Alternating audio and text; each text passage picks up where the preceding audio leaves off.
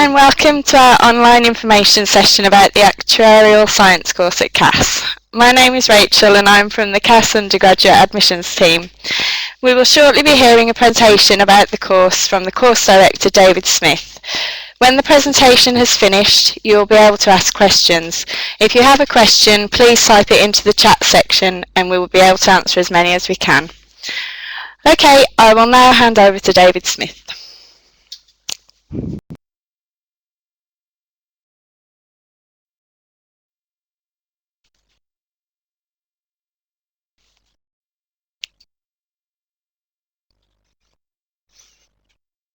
Hello everybody, sorry about that, we seem to be having a bit of microphone trouble. I'm David Smith, I'm the co-course director on Actuarial Science, with the other course director is Dr. Jaap Sprue.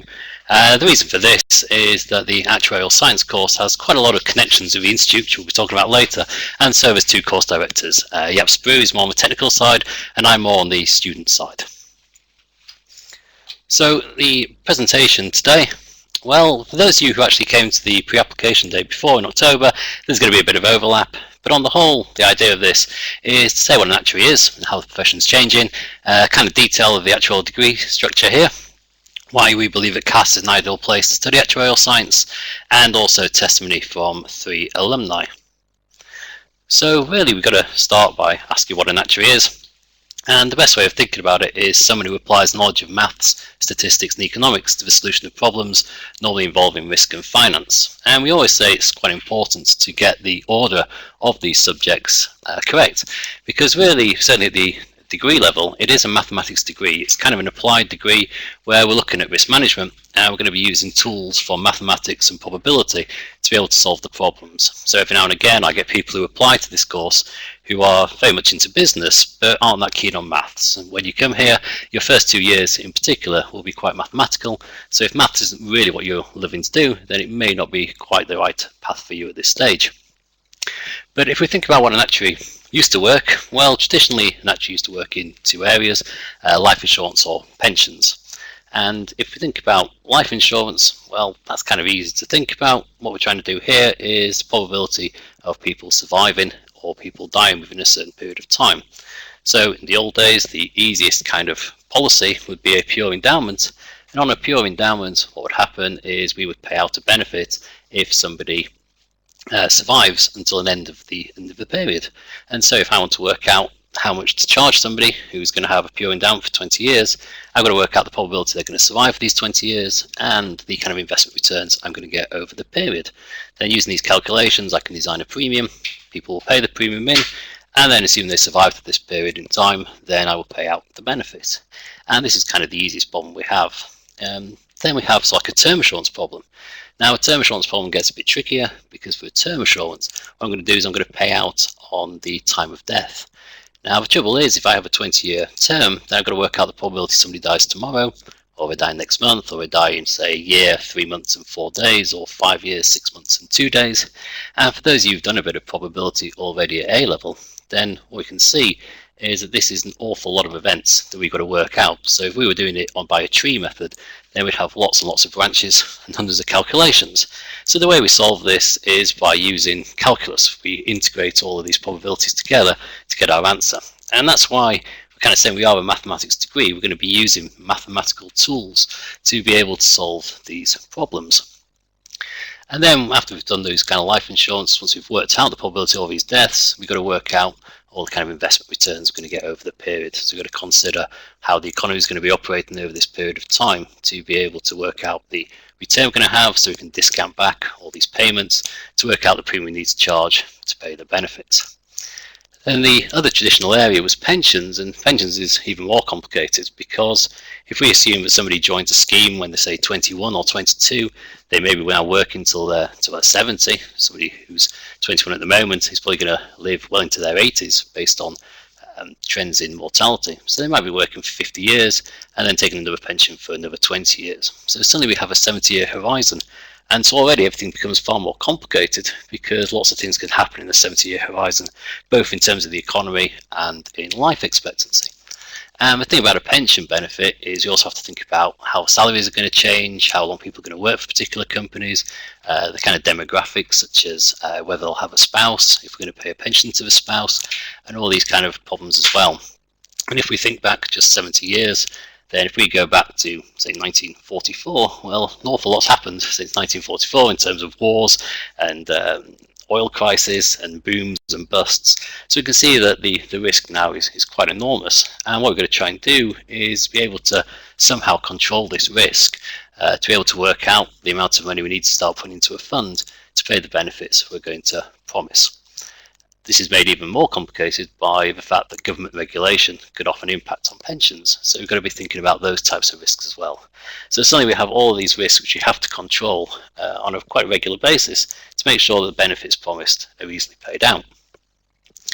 Now the reason really why these were the traditional areas is that although mortality is changing all the time, what we often find is it changes quite slowly. So in the old days, what would happen is we'd start doing a data investigation and we'd work out the mortality rates for the current population. Then over the next 10 years, you can make slight adjustments to these rates and still be able to use the same data.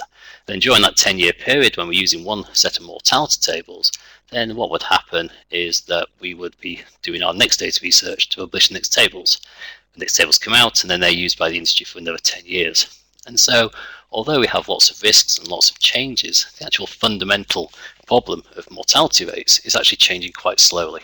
So in the old days, for the actuaries, they were able to kind of keep on control of these risks by doing these calculations in a way very thoroughly and very slowly over the 10 years, and then just making minor adjustments for the rest of the time.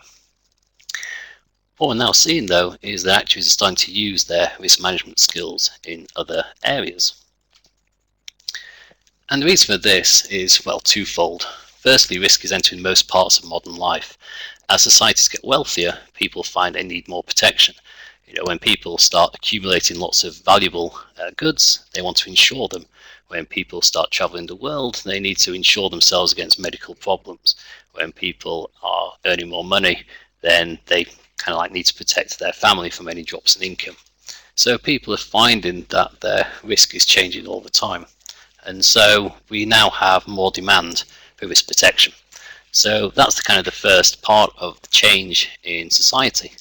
But the second bit, which is also beneficial for the actuary, is that we now have a rapid increase in computer power.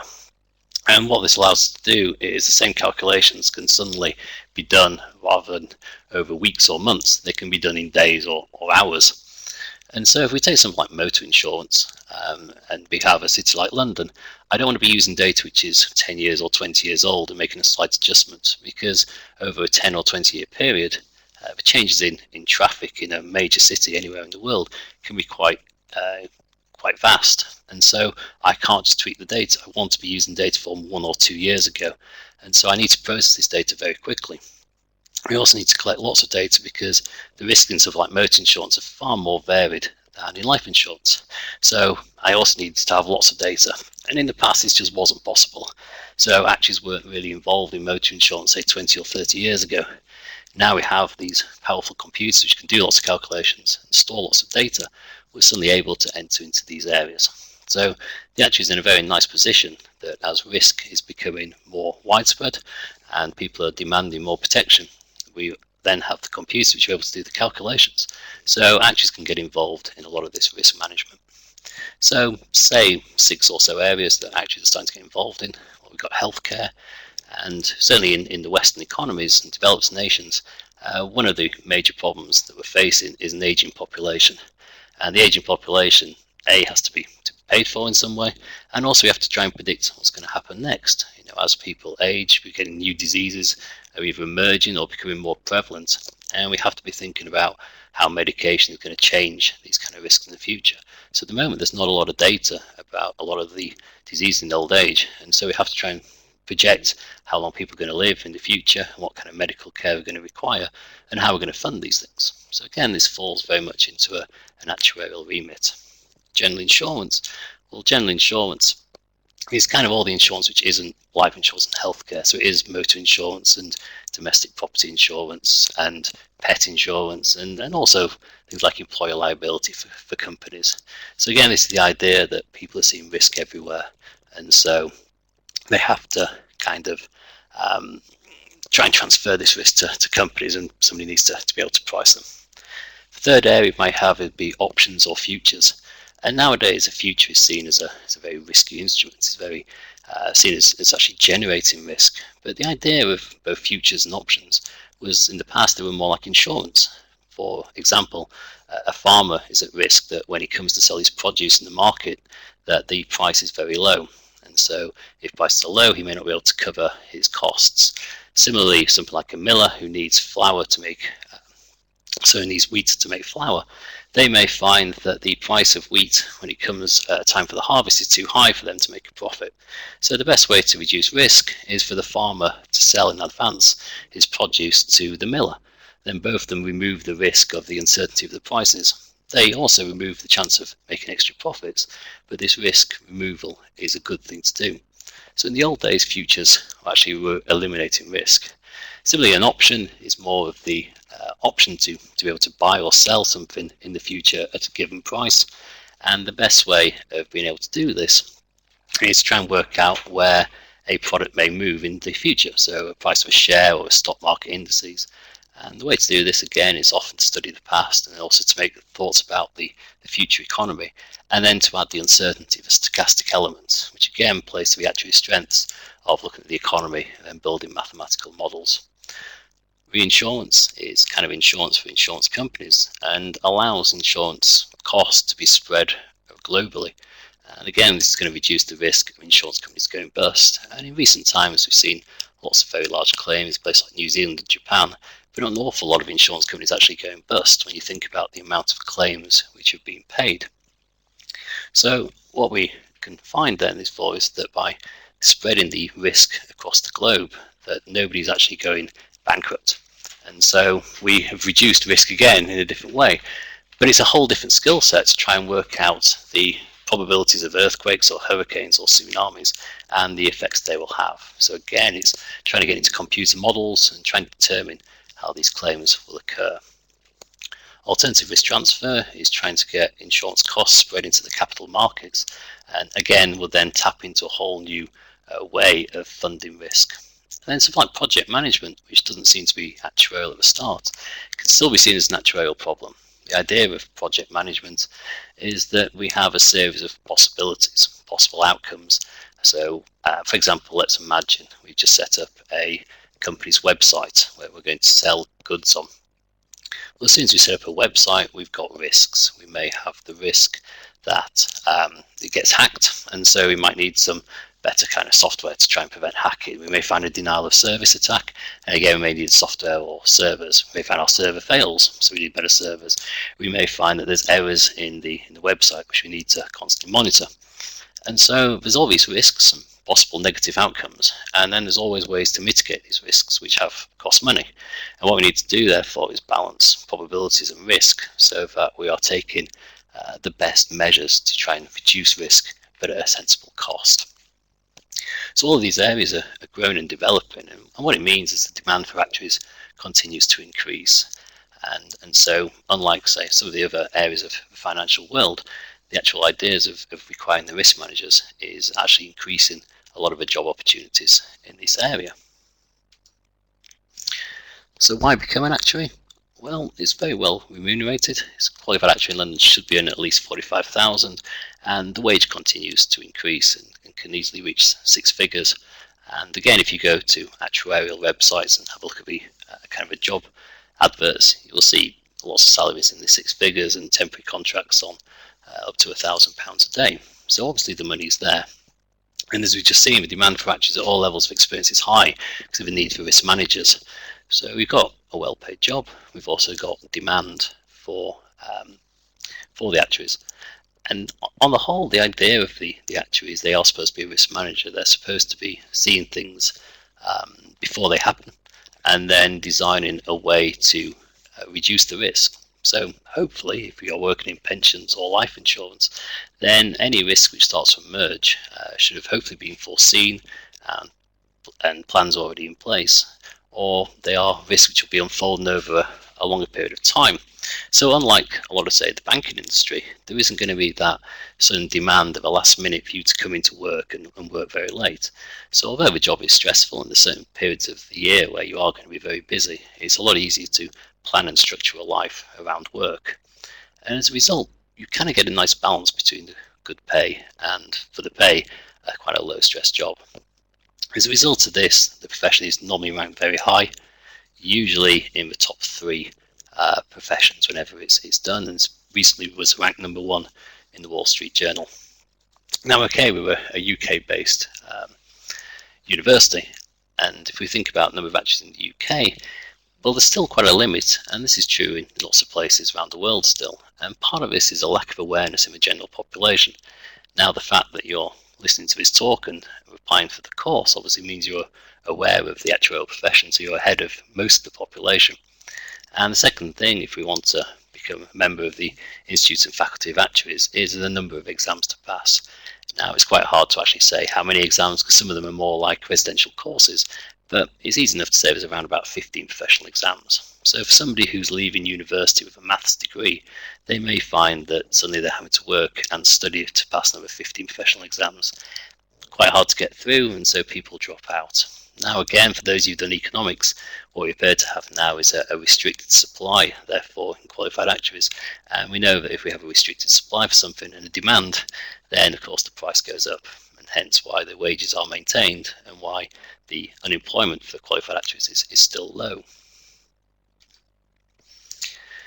But one of the key bits about doing the actuarial science degree, and a lot of the worries that some students have, is that this is not just a production line. We're not just going to churn out actuarial students who could do nothing but actuarial science. What we're actually doing is thinking, well, what are employers in the area of financial risk looking for? Because when you leave university, what we want you to do is to be able to go off and get a good job.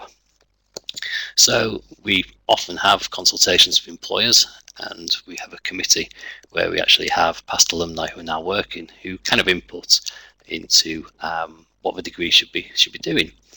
And so when we kind of consider what the financial employers are looking for, well, the #1 is always a knowledge of maths and finance. Well, the whole degree is based on maths and finance, and so we can, if you like, have a big tick on the meeting that goal. Second one is an ability to interpret data. Well, the whole of actuarial is really trying to analyse past data and forecast trends.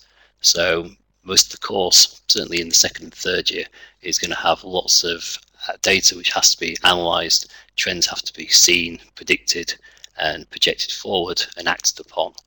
So even if you don't end up in an actuarial area, you will still have the ability to interpret data. Third bit is the idea to communicate analysis to both experts and non-experts. And again, when we talk to employers, this is now one of the key ideas, the kind of softer skills rather than just pure number crunching. And so we help students with this by, in the first year, you have a thing called actuarial methods, where you'll be doing a group presentation. In the second year, we have actuarial practicality, where again, you'll be doing group presentations. And in the third year, you'll be doing individual projects, which will build up your own research skills and presentation skills. So while a lot of students kind of are slightly aghast by the idea of having to do presentations while at university, they are building up the skills you will require when you both have a job, but also actually when you're going for interviews, because a lot of interviews nowadays will require you to do a presentation. And it's a lot better to try out your presentational skills in front of your classmates than to try out your first presentation in front of a board of possible future employers. Another thing people are after is technical IT skills, and again we design in the first year a course in Excel and VBA. Teamwork skills, we said a lot of the presentations in the first couple of years are going to be group presentations, so you'll have to learn how to work with your group, how to play to the strengths of each of your team members, how to coordinate your time. So these things are built up during those 2 years as well. Ability to manage time and deadlines, well, for the actuarial degree, it is quite an intense degree, there's lots of credits, and as a result you're studying quite a lot of material and having to do lots of courseworks.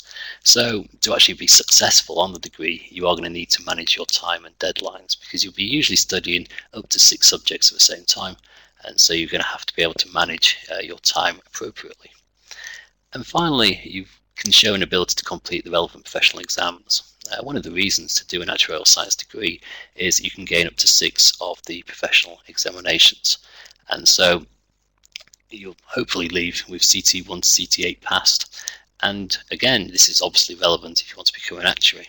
But even if you decide to go into other areas of financial world, then the institute and faculty's exams are seen as very hard exams to pass.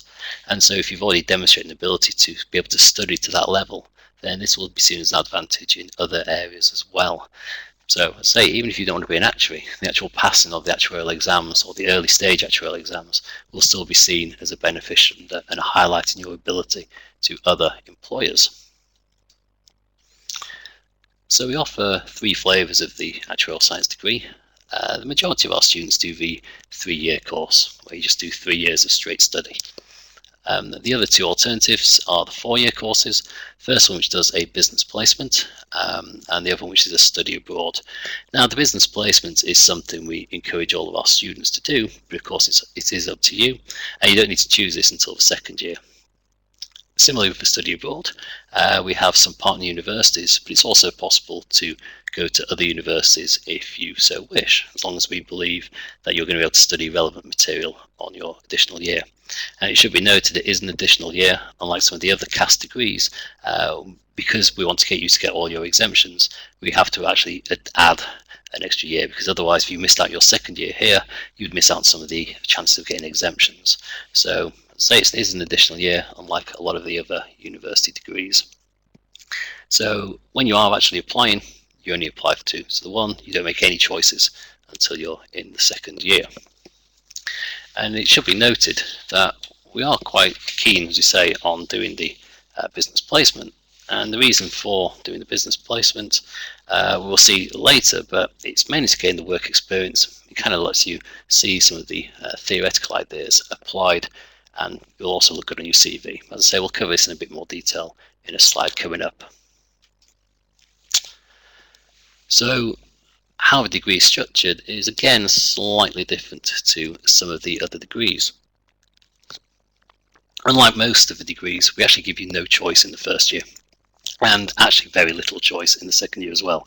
But in the 1st year, we're giving you the actual just the building blocks. So in the 1st year, what you're going to have is you're going to have maths, probability and stats, finance and investment maths, economics, computing, and introduction to actuarial methods. And the whole idea is that when you leave with a badge that says you've got an actuarial science degree, these are all areas where anybody who sees your certification would expect you to be able to do. So we can't allow you to not do economics if you want to have an actuarial science degree, or not do mathematics, of course. So all of these are taught in the 1st year.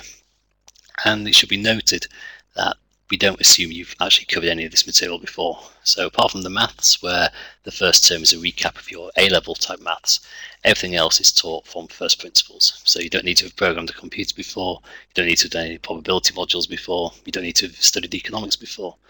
Now, of course, the more you've actually done, then the easier your 1st year will become. But as I say, a lot of students panic by the fact that their A-level choices are, say, maths, physics and chemistry and biology, and they haven't actually done any economics or probability. I say it's not a problem, but you have to realise you may have to work slightly harder than other students. The final one on there, the Introduction to Actuarial Methods, is a course which we introduced quite recently. And the idea of actuarial methods is that we found our students were graduating and hadn't really thought about their actual career. So the actuarial methods is a non-examined course. You do some presentations, and it's just to try and get you to see what the actuarial profession is. And so this will allow you to start thinking about the areas that most interest you. And again, it also just allows you, because it's not an examined subject, to just sit there and listen to the material rather than panicking about what's important, what's going to come on the exam, how's this thing going to be assessed.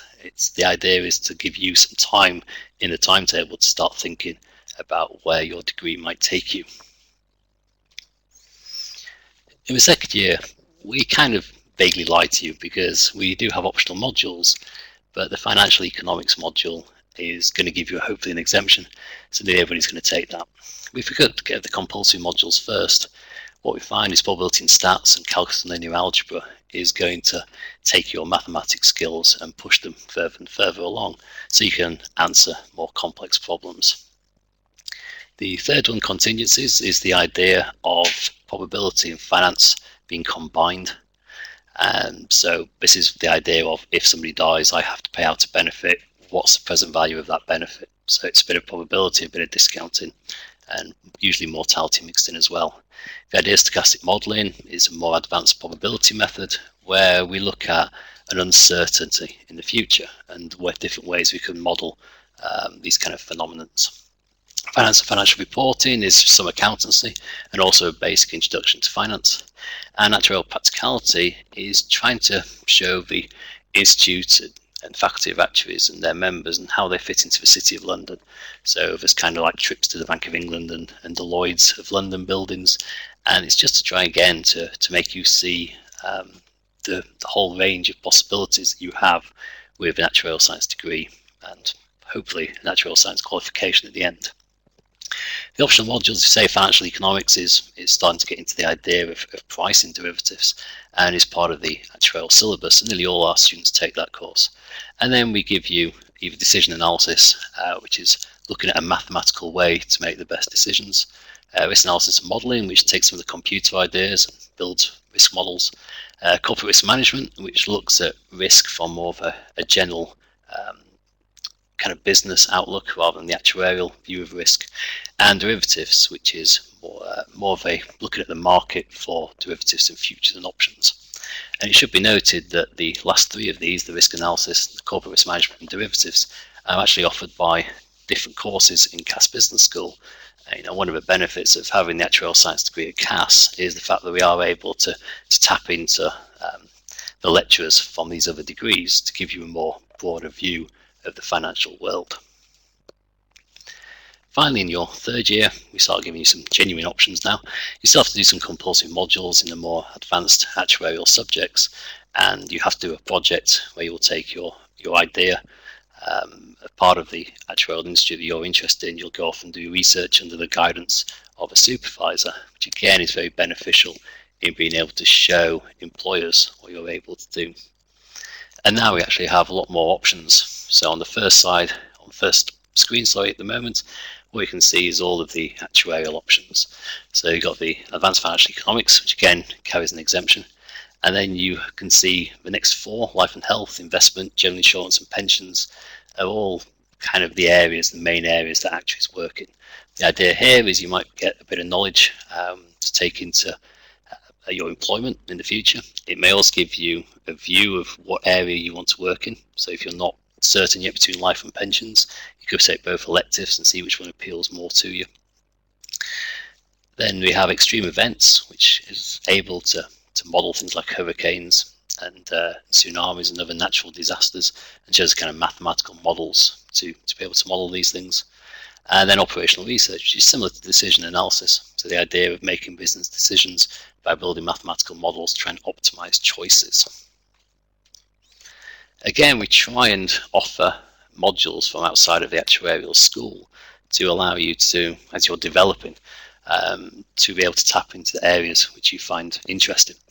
So you could do instead fixed income portfolio management, which is kind of looking at bonds and actually using some of the maths you've done in the first and second year, but applies them to a more of a market kind of focused area. You can also do asset liability management, which again is very much an actuarial idea of trying to match your assets and liabilities to remove risk, but is also seen in the rest of the financial world. Technical analysis, which is looking at shares, but from a past data kind of view rather than a fundamental point of view. Real estate, you'll kind of know. Risk finance and reinsurance, again looking at these bigger risks around the world and how we can possibly pay for them.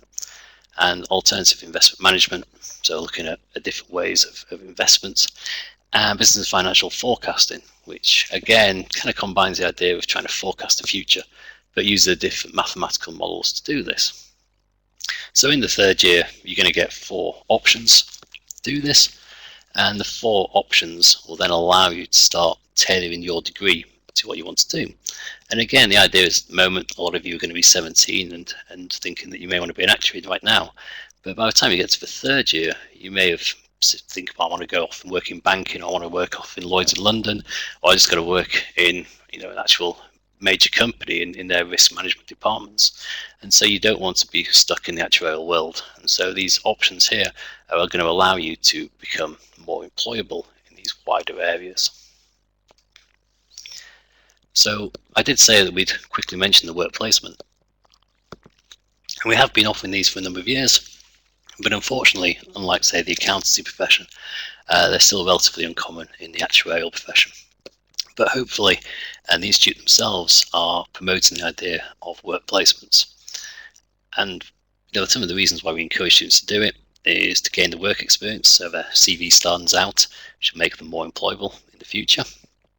You can see their actuarial knowledge being applied, because often people get told that a lot of the theoretical stuff you do in degrees you're never going to see again in the real world. But because the actuarial degree is structured around the actuarial exams, a lot of this theoretical knowledge is actually going to be used in the real world.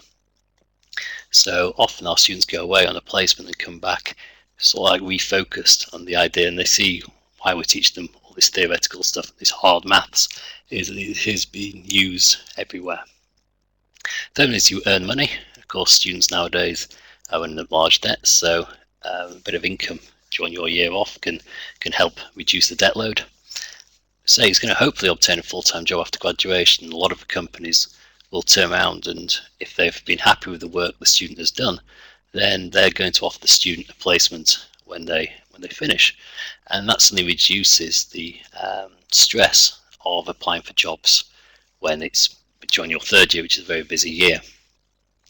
It'll also help with the third year project. Students are going to get to see a far more realistic and real life kind of interpretation of actuarial problems. They're going to be talking to actuaries currently working in the field, and so during the year they pick up on what is important in the real world, and so often their projects become very focused on these kind of new areas, and they'll also be able to get help from their employers, maybe getting data, or maybe being given help in where to find information. And finally, even if people don't get the jobs, they have the interview experience, and the interview's experience is very different to anything else. And so it's far better to be trying out your interview techniques while going for a placement than it is for your dream job when you're in the third year. So even if people don't actually end up getting the placement, the actual experience of going into an interview is very beneficial when it comes to applying for jobs in the third year. Now, we have mentioned exemptions a couple of times in passing, but one of the things that the City University course does differently to some of the other degrees available is we do spread out the exemptions across the 3 years, and often we'll take a subject and spread it over 2 years to allow you to actually understand the information before we push on. And the idea here is that because you have more time to understand the material, the actual exemption rate should be higher. So the way that it's structured is that in year 1 you will hopefully pass CT1 and CT7. So CT1 is the financial maths and CT7 is economics, and CT2, which is the probability and the stats, well, that's done partly in the first year and then it's completed in the second year. So that's why there's a CT2 with a tick next to, CT3 with a tick next to it in year 2. In year 2 we also do the accountancy part, which is CT2, and then we do the modelling, which is CT4, continuous, which is CT5, and financial economics, which is CT8. So all of those subjects are introduced in the second year, and then those latter subjects are completed in the third year, along with the advanced stats course, which is CT6. So it's designed as a course over 3 years to gain all 8 possible exemptions.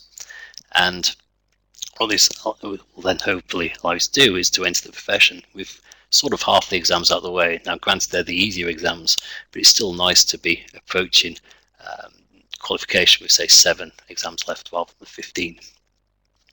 Now, the way to get the exemptions could be done on a subject by subject basis, in which case you take our exam, you'll hopefully pass it as far as the university is concerned, and if you get a high enough mark, then the institute will say that you're also good enough to gain an exemption from their subject. If, on the other hand, you may have just missed out some of the subjects by a few marks, then what happens on graduation is we look at your overall performance, And if your overall performance is quite high, that's about 65%, then because we are accredited by the profession, then you're able to gain all exemptions through this accreditation route. So in other words, you kind of have two attempts at each of these subjects. You get the actual exam, which hopefully you'll all get sufficient marks to get the exemption. As I say, if you're only missing out by a few marks, but your average performance over all the exams is very good, then say through accreditation, the institute will actually award you these extra exemptions as well. So you should get 2 attempts, therefore, to gain all the exemptions. So why choose CAS? Well, it's possible to gain all the exemptions, which is very, very good. We are the longest running actuarial degree in England. We slightly miss out to Heriot Watt by about 6 months, so we're not the longest in Britain, but we are the longest running in England. Unlike a lot of the other degrees which are on offer, we have a high number of qualified actuaries on the full-time teaching staff. This is very good in the fact that they've kind of gone through the exams themselves, and so they know what it feels like to try and study for these things. It also means that a lot of the staff have actually got work experience as well, and so they're able to guide you in what they believe is the best area for you to go and work in. We've got strong links to the Institute and Faculty of Actuaries. A lot of our staff members are on various committees, be it the education committees or careers committees or research committees. So again, it usually means that we're A, helping to steer the profession, and B, that we know the areas that the profession's going into, so that hopefully we can introduce courses to put our graduates at the cutting edge. We're getting a good score, 23 out of 24 from QAA, and of course we have the industry placement opportunity which we've discussed. There's also partial scholarships available, awarded on an academic basis.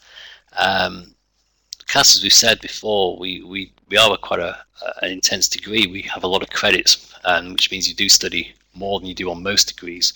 The reason for this is to give you the options. So not only do we offer a wide variety of options based on our being part of a business school, but also because the course is designed for you to take quite a lot of credits, it means you're able to choose a number of options. This kind of allows you to have a flexible degree, which should allow you to gain a high mark, and also means that you should be employable at the end of it because you've chosen the degree you want at the age of 21, 22, rather than picking your degree if you like at 17. So your degree is not set in stone, it's going to change as your tastes and strengths develop over the 3 years.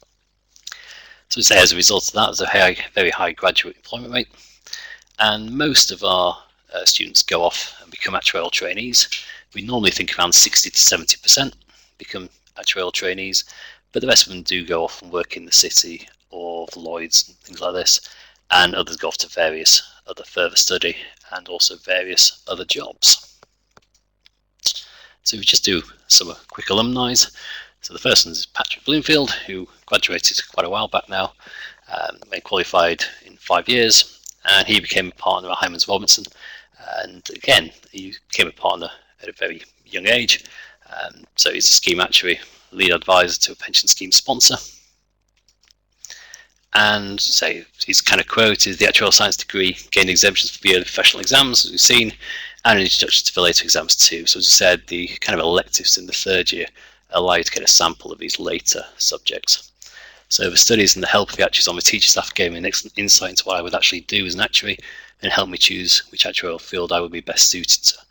Again, what we see here is the idea that because of the qualified staff on the teaching, somebody kind of saw Patrick's abilities and steered him towards pensions and consultancy, which is a lot more contact with people than some of the more technical ones, and which he excelled in. And still in touch via the alumni network. So again, we have an alumni network which organises talks and allows people to kind of stay in touch, which again is very useful as jobs and opportunities do appear, and sometimes by networking, people are kind of put into contact with the correct people early on. The next person was Iqbal, who graduated in 2006. Again, he qualified in 3 years, and he works in general insurance at PricewaterhouseCoopers.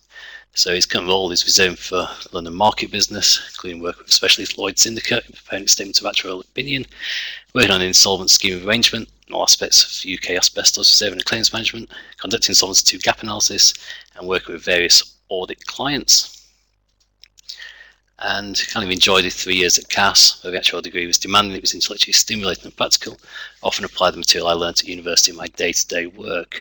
So again, here what we see is a multifaceted role, so lots of juggling responsibilities and time management, which you've spoken about before. And again, often and here highlighting the idea that it is a tough degree, but also that the material he's learning, material he learns at university is still being used in the day-to-day kind of operations. So again, we're not just trying to do a theoretical degree. Most of the things we're teaching you are the kind of the practical side, which are making you employable, not just things that we find mathematically interesting. Finally, we have Waj, who graduated in 2011 and he qualified in 2013, and again, very quick qualification. He also works at PwC, but rather than working more of the traditional areas, Waj is kind of like one of these people who works in the wider fields. So again, projects including insurance, banking, public sector, and again, this communication solutions to clients' complex problems. So Waj has been able to take the degree in the expanding actuarial fields and go into a slightly different position to most people. But again, this is possible by the wide range of electives. So he decided to join Cass Business School due to its outstanding faculty and world-renowned status, gained the exemptions again from the early actuarial exams, build a solid foundation for the later exams we've seen. In addition, really enjoyed the flexibility offered by the course to the electives in different areas of finance. So again, Waj probably arrived thinking that he was going to be like a standard actuary, but during this time he did other types of electives and has ended up in a wider fields role. So I believe it has truly prepared me well for my professional career. Okay, so the breakdown in our first year students was we got 87 male and 30 female, which is slightly different to normal. Normally we have a few more female students, and the balance in home and overseas was pretty much 50-50 this year.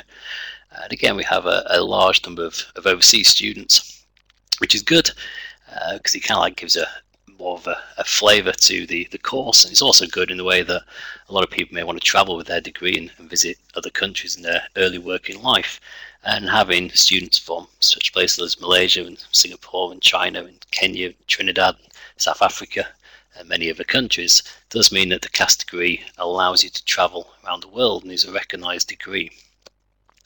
The average A-level profile is somewhere between A*AA and A*AB. Now, the standard offer is A*AA, the A* in maths, but we do have some flexibility in the admissions criteria. The A* in maths is, as we've seen, you do have to have good calculus skills, and we found in the past that it's possible to get an A grade while not doing very well at calculus. So we've had to put it up to an A* to make sure that this doesn't happen. But if you miss out an A* by just a few marks, then on the whole this shouldn't be a problem. If you put it down as your first choice, then you still have the mathematical ability. So if you get, say, 85 in C4 exam paper, this shouldn't really be a problem and stopping you being an actuary. So we do have flexibility that way. Similarly, a lot of students have taken, say, maths, physics and chemistry as their A-levels because they thought they might want to be a doctor, and then they've done biology and actually found out that they really don't like biology at all, and they can't do the practicals, or they can't learn all the Latin names of plant cells and things like this, and they just work very hard, but they just can't quite get the A grade. Again, a failed practical in biology is not going to stop you being an actuary. So if you've only got a few marks off the A, it's a very high B grade, then again, we're not going to make this stop you being an actuary. Now, as I say, the idea is you may be able to drop down a grade or a few marks, but of course you can't miss each one by a few marks because then you've kind of like missed by quite a few grades. But if you are slightly worried that you may not quite get the A*A and you may slip on one grade, as I say, certainly if you're putting this down as our first choice, then we are trying to accommodate the people we think are going to make good actuarial students, rather than saying, well, you can't do this because of an A-level you wish you'd never taken. A quick look at first and 2-1s. It's very important in the financial world to leave a university with at least a 2-1, because nowadays the financial world, they can pick and choose the candidates that they want. Now, as we've seen in the talk, the idea of this degree is that we're going to try and make it so that you choose your degree as you're going along. And so as a result of this, we hoped that people will do very well. And if we look at the first and 2-1 columns, then we can see that if we add up both columns, that for every year presented here, over 70% of our students have got either a first or a 2-1.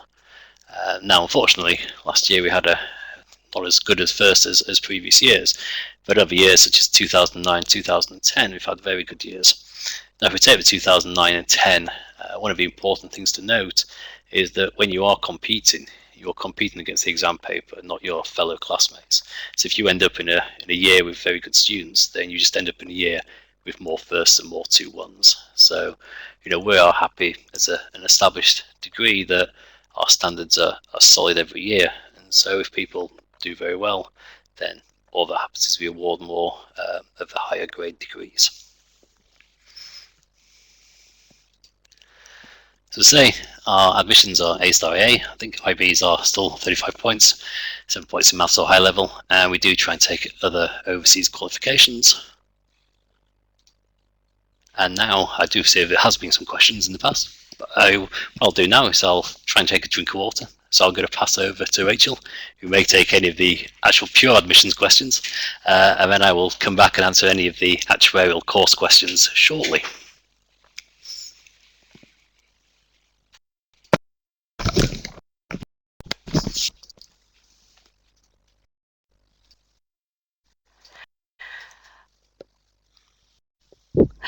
Hello.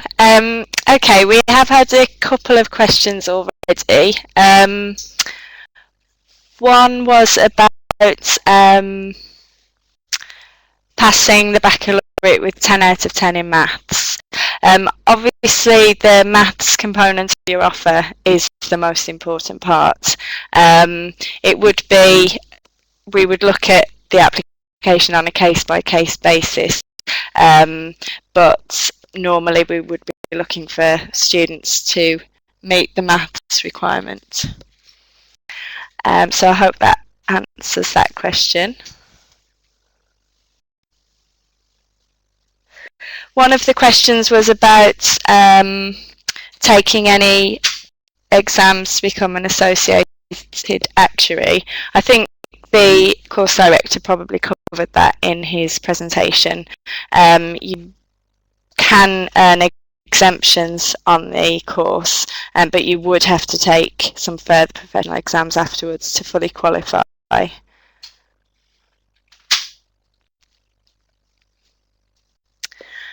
Carmen has asked about being a foundation student. We do accept a very limited number of foundation courses for entry to actuarial science. I think it's probably about 3 different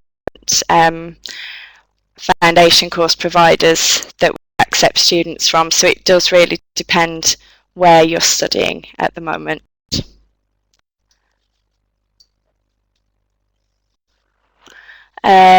Someone has asked about whether we've made all our admissions decisions yet.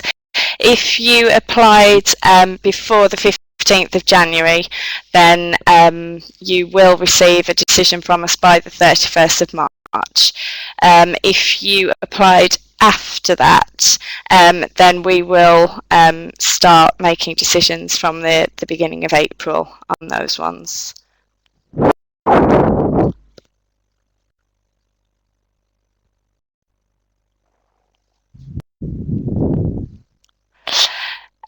Going back to Carmen, off the top of my head, I don't think we accept that particular foundation course, unfortunately. It's not one that I recall that we accept for this particular course, I'm afraid.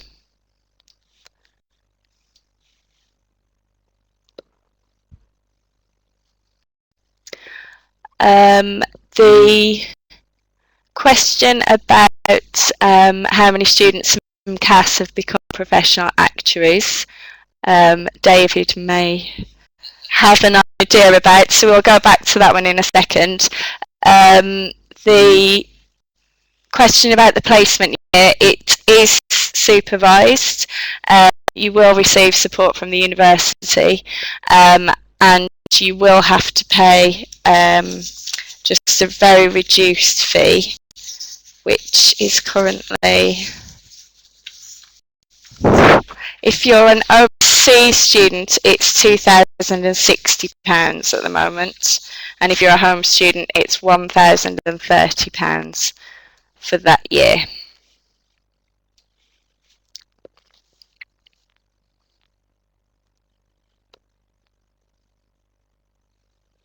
Okay, there are a couple of questions here, probably for David to answer.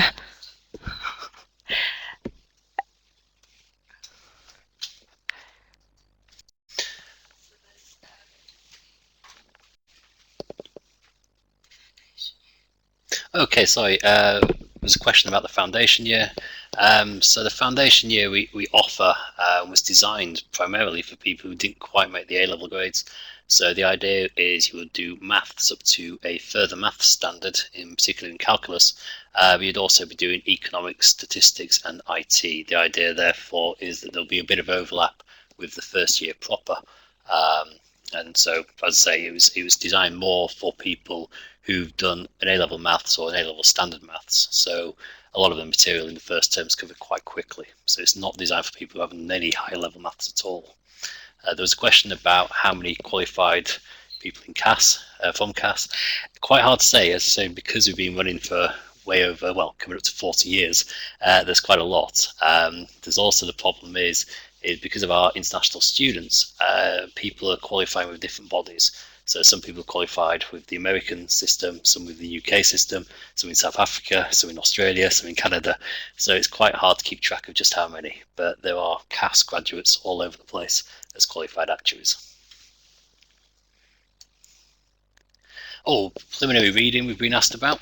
To be honest, it would depend on your A-levels. I would recommend most, if you've actually not done an economics A-level, to try and get an economics A-level book or even a GCSE book and start familiarising yourself with economics concepts. Most of our students arrive with, say, maths, physics and chemistry, struggle with the idea of economics because there isn't actually a correct answer in economics a lot of the time. For macroeconomics, two economists will argue for totally different actions, as you've seen at the moment with the crisis of the last 5 years. One set of economists say get more debt into the economy, and other economists say get rid of debt. So a lot of times we find that students who've done the maths and the sciences struggle with economics the most, and they feel they're disadvantaged with students who've done an economics A level. So you don't actually have to study it to be the thing, it's just to try and get the general concepts. Some students want to do actuarial preliminary reading. The trouble with actuarial preliminary reading is there's no books designed for people who haven't actually worked in the actuarial field or haven't studied an actuarial science degree. So the actuarial books are very hard to self-teach. The other thing is that when students arrive in the first year for FAME, the actuarial financial maths course in the first year, is that none of the students have done any of the material before.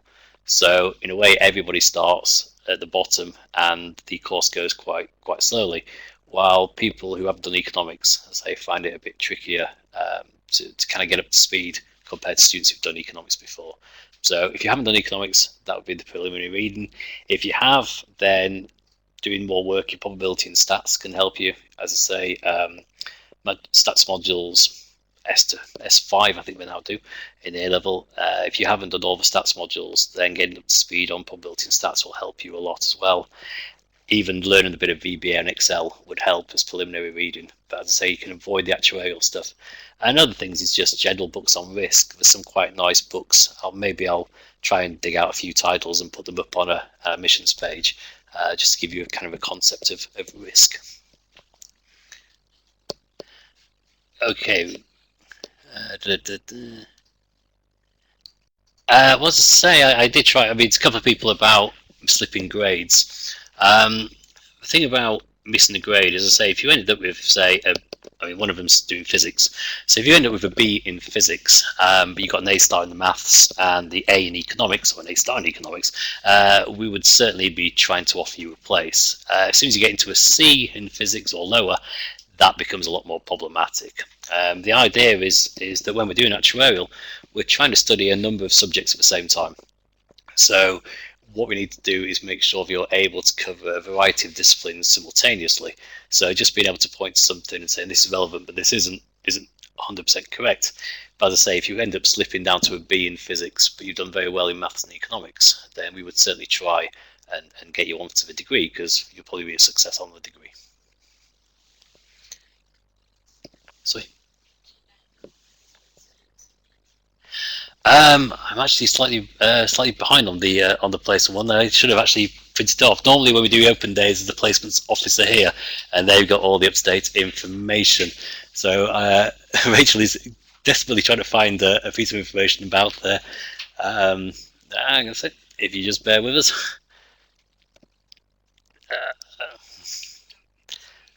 Sorry about that. We are actually going to have to get back on that one. Sorry about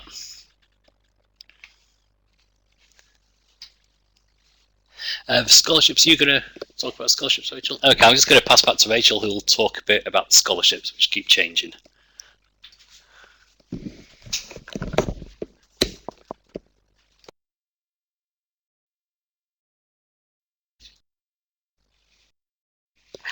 Hi, this is Rachel again. We do offer some scholarships. For international students, we have the CAS International Student Scholarship. It's worth £2,000 towards your tuition fees. You, as an actuarial science applicant, you would need to be holding an unconditional offer with CAS to be able to apply for it, and you would need to get at least 2 A stars and an A at A level. That would need to include biology, chemistry, economics, further maths, physics or statistics. If you're taking a qualification that isn't A levels, then we can also consider those, and it would need to be the equivalent of what we're asking for at A level. There is more information on our website, and we'll put the link in for you.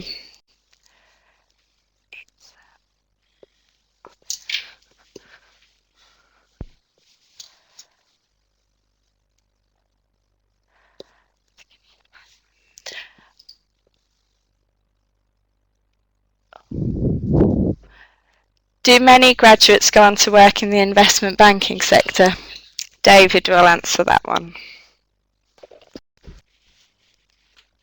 For the investment sector, if we'd asked this in 2007, then quite a lot of our students were starting to move into hedge funds and these kind of areas. After the financial crisis hit, that seemed to have taken, of course, a lot of the students directly.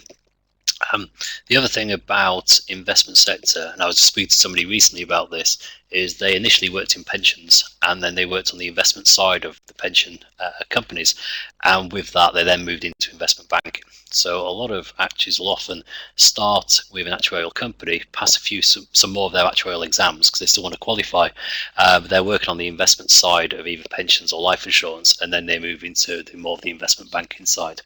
So there's not a huge amount of people doing investment banking, but as I say, there's certainly got the potential there, because you will be doing a lot of work in derivatives, financial forecasting, the fixed income portfolio management. So the skills are certainly there. And as I say, we have had people go off and work in the hedge fund industry in previous years.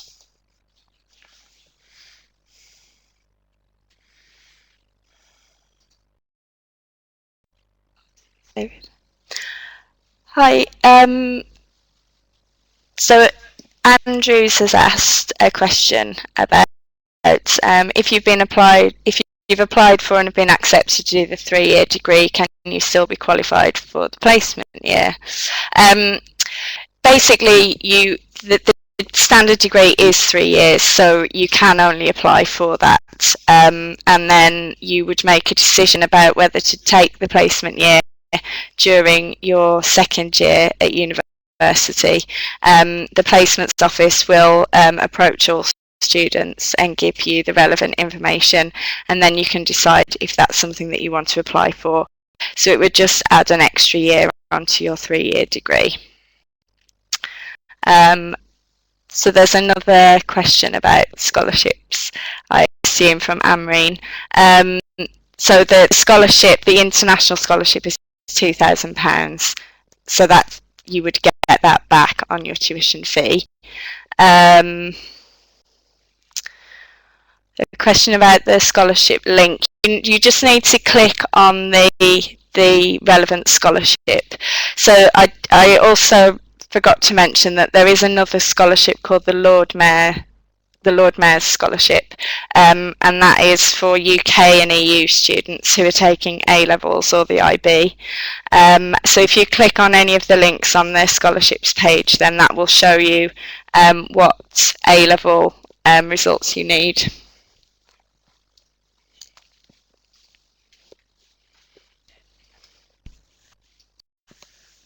Okay, there's another one about the stock market. The thing about actuaries in the stock market is often you'll find people who never quite got through all their exams.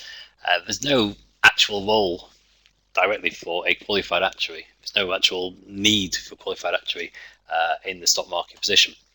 But what you'll find, again, is a lot of the skills that actuaries have are sought by investment banks. So there's a lot of people who may have got an actuarial science degree, have learned about finance and everything else, and then they go off and do a master's in kind of banking, or master's in finance, or master's in mathematical trading, or something like this, and then they'll go that direction. So they may not actually finish their institute exams because they don't actually need the qualification. So they'll go off and then they'll pursue more the market qualifications. So it kind of gets a bit trickier by saying, is there really a lot of actuaries on the market? Probably not, but there's a lot of people who've studied the same kind of area and then moved into investment banking at a later date.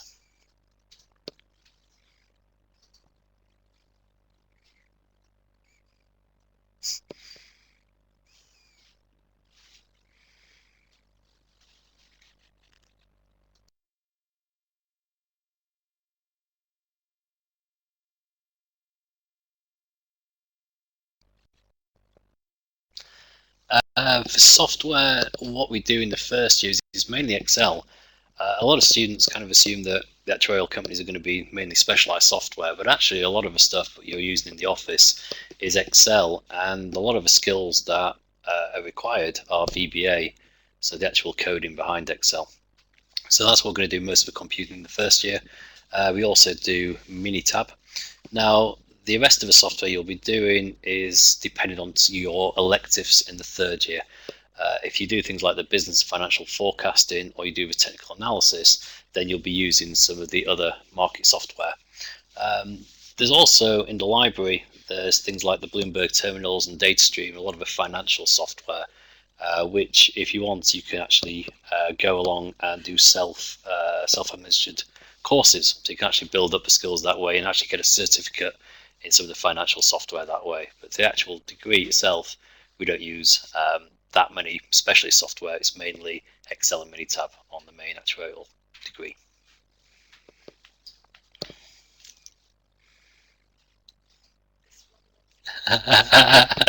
I'll take the last two. So as a current employment rate, again, it's kind of tricky to get the genuine employment rate at the moment. I've been shown it's 75% is the thing, which has just gone. That's work and study. The main problem we have with employment rate is a lot of our students being overseas.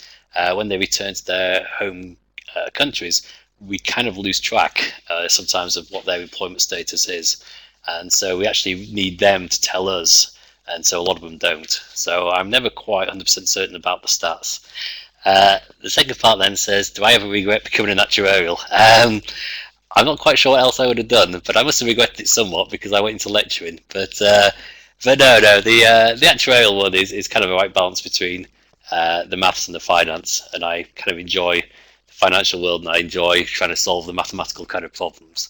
So I'm not quite sure what else I would have done. Maybe a bit of IT if I was thinking about it, but no, actuarial was fine. So few regrets.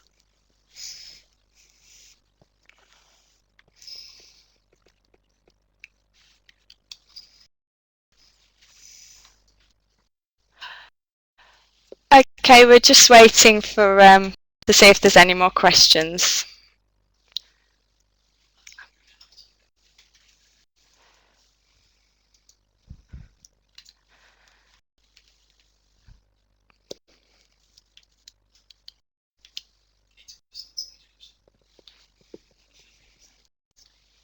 Okay, we're just waiting still to see see if anyone has any further questions.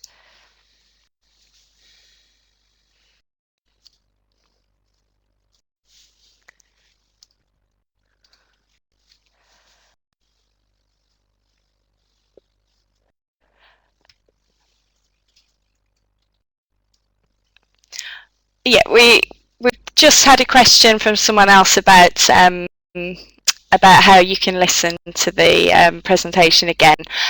We will be emailing out a link to the presentation afterwards, so that people can listen back if you were unable to hear the beginning.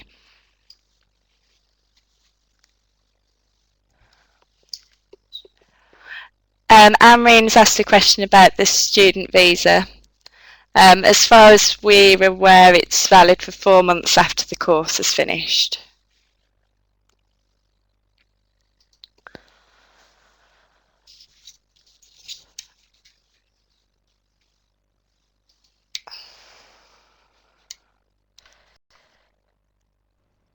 So just getting back to the overseas students returning and the visas, the actuarial profession does go through different statuses as far as the government's concerned.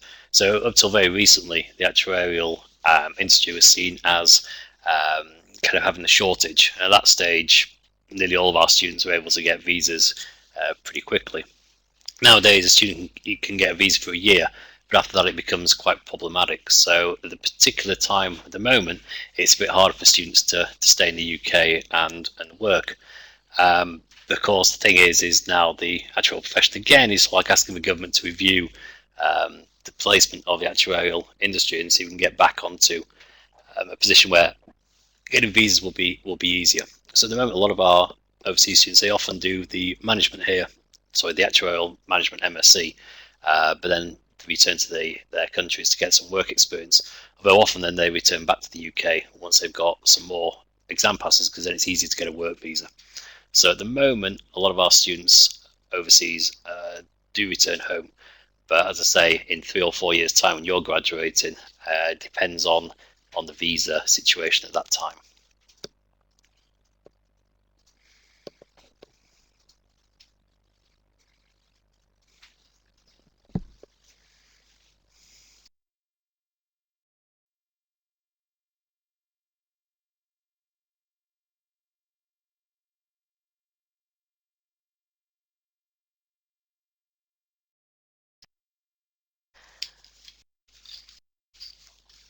Okay, we'll just see if there are any last few questions.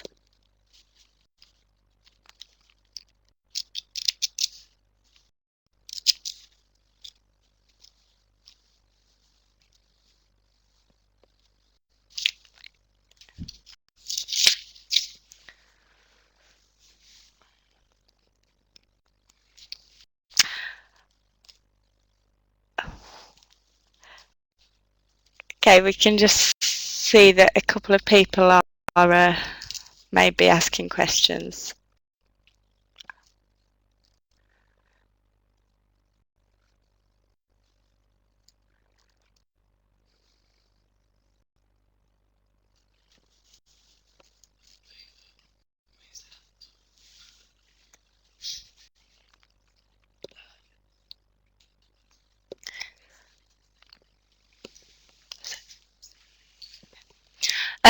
Okay, it doesn't look like we're getting any more questions, so we will leave it there.